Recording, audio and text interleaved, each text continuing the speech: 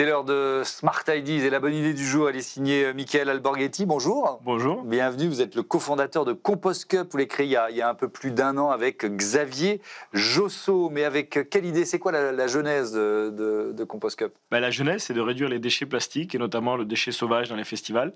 Moi, j'ai une boîte de vin et on participait à des événements. On se rendait compte qu'il y avait des gobelets partout, dans les rivières, etc., qui finissaient après ces événements festifs. On a voulu révolutionner le gobelet qui a été révolutionné par la consigne il y a 30 ans en rendant un gobelet réutilisable et compostable. Alors, un gobelet réutilisable, ça, bon, on commence à le voir beaucoup, hein, on est bien d'accord. Mais alors, compostable, c'est quoi le défi technique que vous devez relever?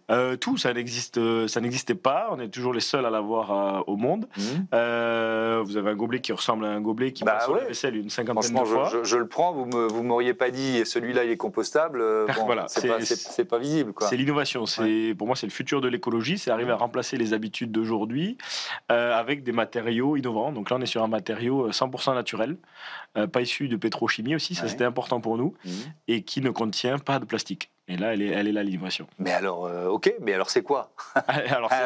C'est quel matériau s'il n'y a pas de pétrochimie, s'il n'y a pas de plastique? Alors, c'est un matériel qui existe depuis des millénaires dans la nature. Il est synthétisé par des micro-organismes à qui on donne des déchets agricoles. Aujourd'hui, c'était nature. Nous, on a réussi à le concentrer avec des bioréacteurs. Et la matière est extraite, filtrée. Et ensuite, on a travaillé, ça fait 2 ans qu'on travaille dessus, pour réussir à l'injecter comme un plastique, entre guillemets. Alors, votre innovation, elle vient d'où? Elle vient sur la capacité d'utiliser cette matière première et d'en faire un gobelet, ou alors c'est vraiment sur le procédé de départ? Sur la sélection et l'utilisation dans le gobelet. Voilà, aujourd'hui, c'est une matière qu'on ne retrouve pas et qui, nous, on a un dépôt de brevet en cours pour ce gobelet. Après, il y aura d'autres innovations qui viendront, mais là, on se concentre sur le gobelet qui est un des objets les plus abandonnés aujourd'hui dans la nature. Évidemment. Comment vous le produisez? Vous le produisez localement? Vous êtes basé à Bordeaux? Oui, on est basé à Bordeaux, donc c'est une production qui est 100% française. D'accord. On a fait des partenariats avec des injecteurs pour travailler ça et arriver à tenir la cadence de production. Ouais, et alors, la matière première, elle vient d'où? La matière première, elle vient d'Allemagne. D'accord. Voilà, donc il y a une entreprise allemande qui travaille dessus, qui a créé cette matière. À l'optimiser pour nos gobelets. D'accord. Avec donc la capacité d'utiliser quoi? Des coproduits de l'agriculture, par exemple, au départ? C'est quoi le point de départ? Le point de départ, c'est les bactéries. C'est les bactéries. Ouais, des bactéries qui génèrent cette matière en tant que stockage d'énergie. D'accord. Et les bioréacteurs, on donne des déchets agricoles.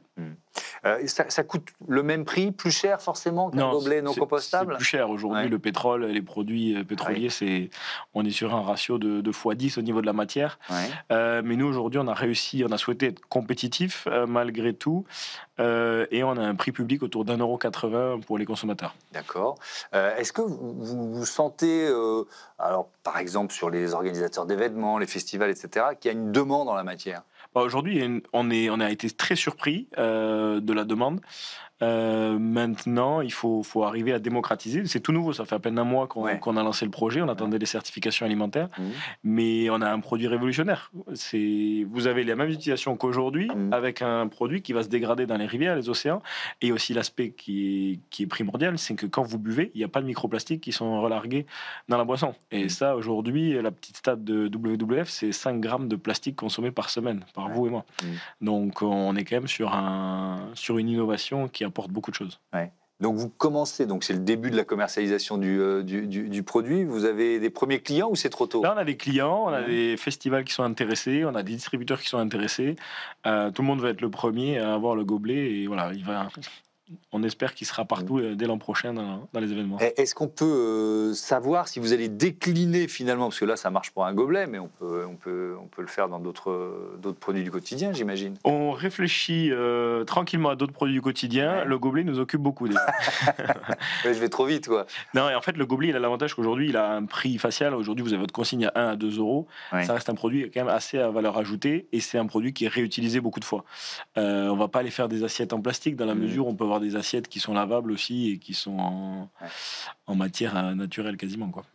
Merci beaucoup, Michael Alborghetti, et bon vent à Compost Cup. Voilà, c'est la fin de ce Smart Impact. Merci à toutes et à tous de votre fidélité à Be Smart for Change. C'est la chaîne des affaires, c'est la chaîne des audacieuses et des audacieux. Salut.